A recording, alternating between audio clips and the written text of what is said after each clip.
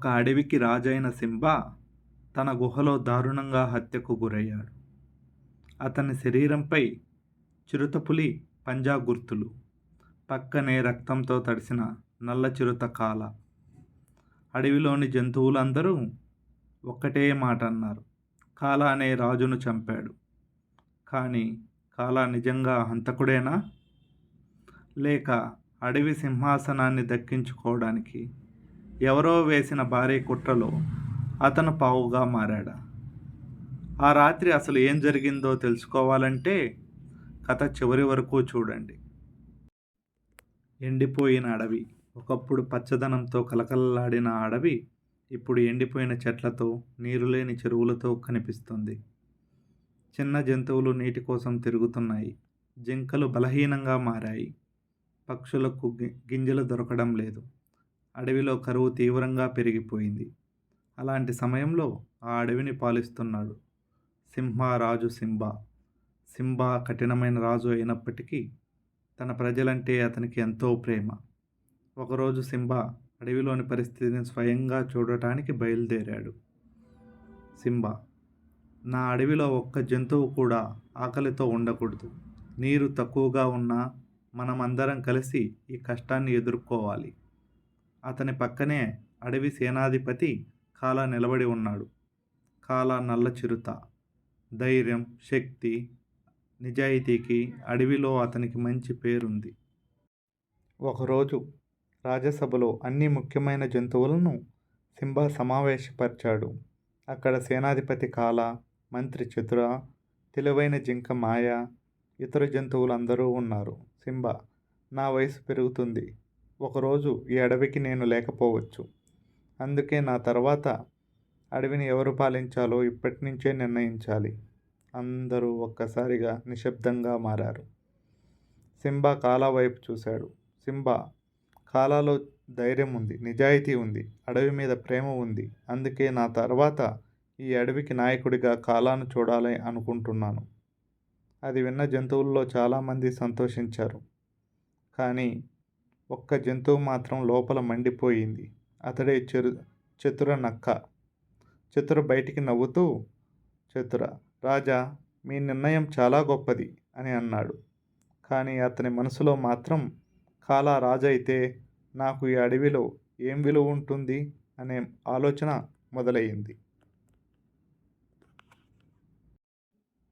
ఆ రాత్రి చతుర ఒంటరిగా అడవిలోకి వెళ్ళాడు. చీకటిలో అతను కొంతమంది అక్రమ వేటగాళ్లను కలిశాడు. వాళ్ళు అడవిలోని అరుదైన జంతువులను, విలువైన వస్తువులను అక్రమంగా తరలించే స్మగ్లర్లు. చతుర వారితో రహస్యంగా మాట్లాడాడు. చతుర: ఈ అడవి రాజు మారితే మీకు ఇక్కడ స్వేచ్ఛగా తిరిగే అవకాశం ఉండదు. ఒక స్మగ్లర్ అడిగాడు. అయితే ఏం చేయాలి? చతుర నెమ్మదిగా నవ్వాడు. రాజు ఉండకూడదు.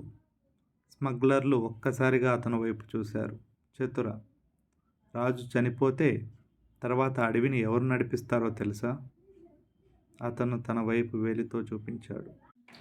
ఆ రాత్రి అడవి మొత్తం నిశ్శబ్దంగా ఉంది. సింబా తన గుహలో విశ్రాంతి తీసుకుంటున్నాడు. అదే సమయంలో చీకటిలో ఒక నీడ గుహ వైపు కదిలింది. కొద్దిసేపటి తర్వాత గుహ నుంచి భయంకరమైన గర్జన వినిపించింది. ఆ తర్వాత మళ్ళీ నిశ్శబ్దం. మరుసటి ఉదయం రాజును కలవడానికి వెళ్ళిన జంతువులు ఒక్కసారిగా భయంతో వెనక్కి వచ్చాయి. సింబా చనిపోయి ఉన్నాడు. అతని శరీరంపై చిరుతపులి పంజాల గుర్తులు ఉన్నాయి. అక్కడే రక్తంతో తడిసిన కాలా కనిపించాడు.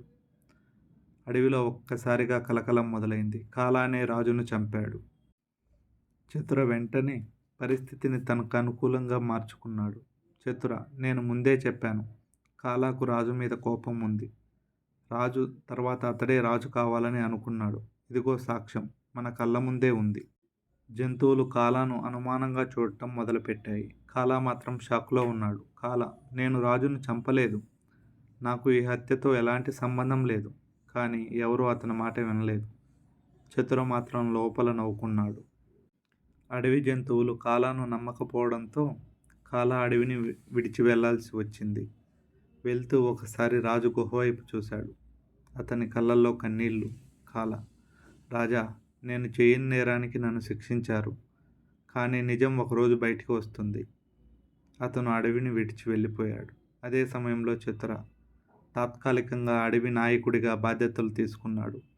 కా కాలా వెళ్ళిపోయిన తర్వాత చిత్ర అతను తన అసలు రూపాన్ని చూపడం ప్రారంభించాడు. అడవిలోని ఆహారాన్ని తనకు అనుకూలంగా పంచుకున్నాడు. నీటి వనరులపై నియంత్రణ పెట్టాడు. చిన్న జంతువులను భయపెట్టాడు.